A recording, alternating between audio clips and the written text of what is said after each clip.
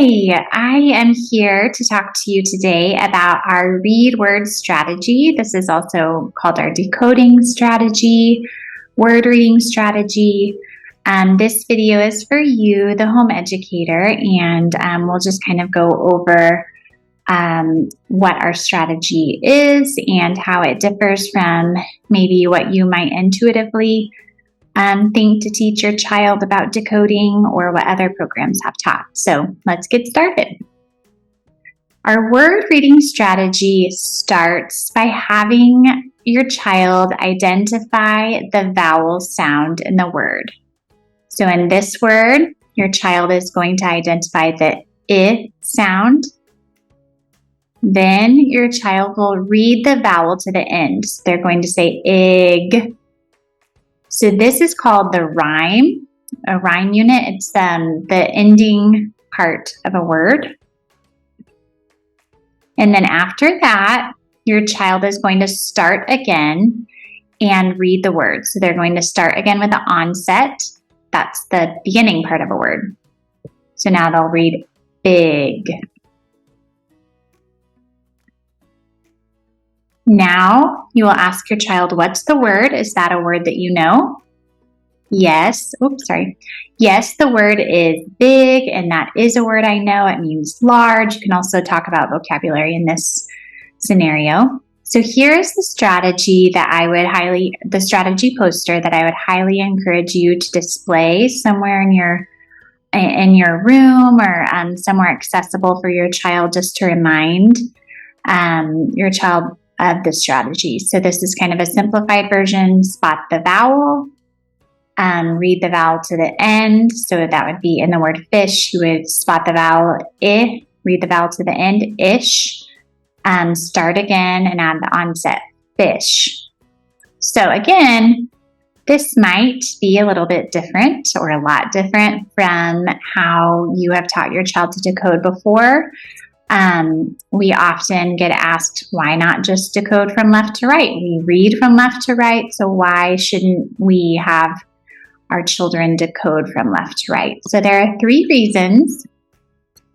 The first is because it aids in mapping of the rhyme units. So rhyme units are those ending chunks of words, and this strategy helps in mapping those, which we're going to talk about on the next slide. The second reason is this prevents your child from saying the first sound of each word and then guessing.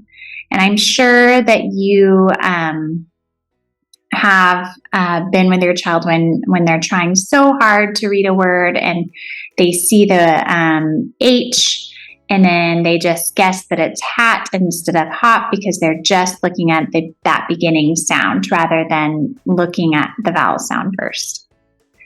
This strategy also works by tackling the most difficult part of the word first, which is the vowel sound. So kind of going back to the mapping part, we know that our brains map words. So once we become proficient readers, this allows us the immediate and effortless retrieval of reading whole words without having to decode each individual sound. But that is a process, and that's ultimately what we're trying to help our children get to, is to be able to read with fluency, and that happens through the process of orthographic mapping. So we also know that in addition to whole words, our brains map rhyme units, which is the ending part of the word. So in the word cat, for example, k is the onset, and at is the rhyme. So in addition to whole words, our brains map those smaller rhyme units. So teaching children to decode in this manner can aid in the process of orthographic mapping. So this comes from this strategy, which is sometimes called backwards decoding, is also mentioned in the book Equipped for Reading Success by Dr. David Kilpatrick. This is kind of a lengthy quote. You are welcome to read through it. Basically, he's saying it seems intuitive for us to read from left to right. However, it's not necessarily the most efficient way. So The left to right decoding splits the rhyming portion of the word and it nullifies the other important cue for verbal memory activation. So, as logical as left to right decoding may seem, it's not as efficient as preserving the rhyming part of the word, which is the R-A-I-M-E. So as you are doing this with your child, they won't always read in this way. They will eventually read from left to right without the aid of this strategy. So once he or she demonstrates proficiency, you can begin the gradual release of decoding responsibility.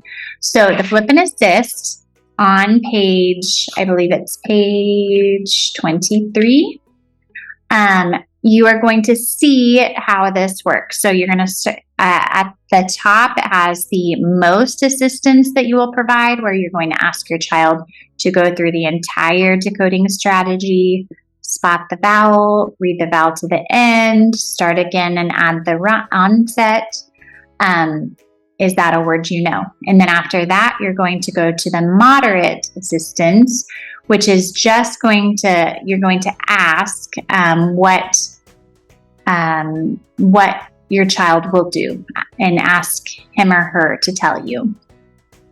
And then the least assistance is obviously your child is able to decode that word without any prompting. So then on pages 24 to 27, we have given you the student assist for the most common errors. So let's say your student starts segmenting the word. Because again, reading is a blending process. Spelling is a segmenting process. So as we're teaching our children to read, we really don't want them to get in the habit of saying g, ah, t. We want them to blend those sounds together. So in this instance, you would say you're pulling the sound apart, read the vowel to the end, add the sounds at the beginning, and then stretch one sound into the next. And you can see the other errors here and how you can help your child from most assistance to least assistance.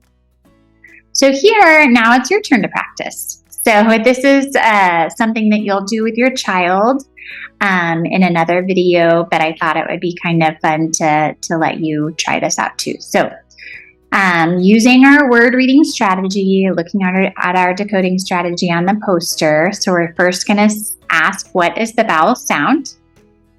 Ah. Read the vowel to the end, which is also called this part of the word is also called the rhyme. So it ought.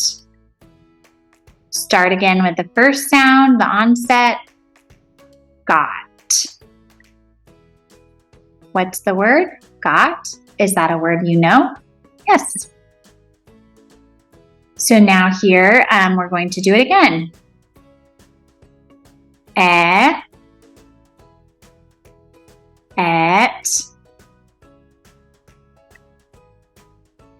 Get. What's the word? Get. Is this a word you know? Yes. So now here we're demonstrating something else that you are going to want to do, also using the cards, which we'll talk about later. But you can also cover the last two letters in the word and ask your child to tell you how to spell the word get. So you're just increasing that, you're just practicing kind of that mapping ability again. So, and then ask, are you right? Good job. What's the word again? Get. Then you're also going to practice reading the word in a phrase with the word in it. So we have the word get. Now read the phrase, get dad one. Now here's another slide that we can practice. So what's the vowel sound? Ah. Read the vowel to the end, at. Add the beginning and blend, that. What's the word? That. Is that a word you know? Now, all of the strategies are going to be shared, and you will go through and let your child practice decoding each word. And I will tell you from personal experience, it starts off slow.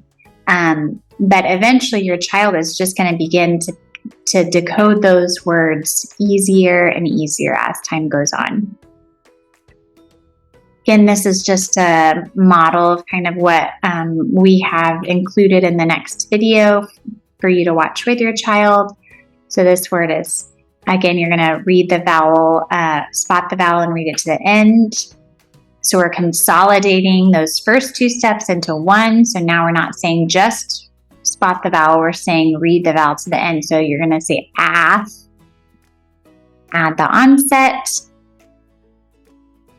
path. What's the word? Path. Is that a word you know? Yes. So again, we're kind of taking out that first step to gradually release responsibility to your child and not have to walk them through every single step of the decoding process. You'll continue on with the other words. Now again, here is the another gradual release of responsibility. Now you're just telling your child, use your strategy. What's the word?